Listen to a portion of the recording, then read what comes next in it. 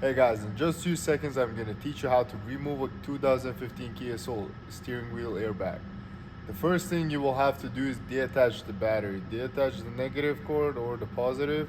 It does not matter as long as it's deattached and we don't have any wiring issues. The first thing we're going to do, we're going to look at is right here. Right here, there's going to be a hole and there's going to be a push button. I don't know if you guys can see it. There's three of them. One on the side, on the left side, one at the bottom, and one on the right side.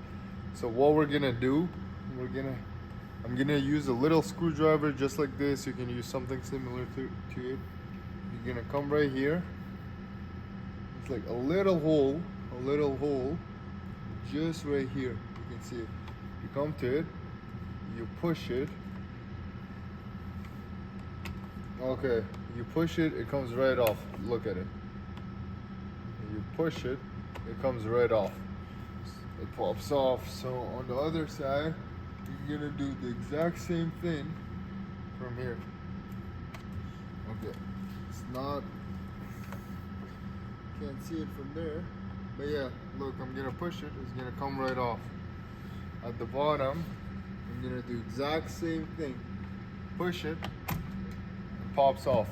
Look, now the airbag is off, is out. So the thing you want to do here is going to be two connections. In order to take these two off, you're going to need a little thin screwdriver. A flat screwdriver. You can pop right here, comes out, and then just wiggle it out. Comes off. One came off and the second one is coming right off too. And then this other one, you just pull it out.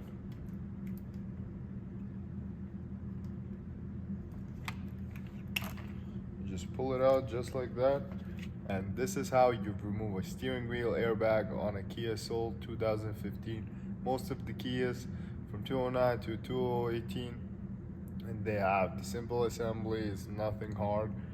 If you have any questions, comment below, like the video, and follow for more. Thanks for watching.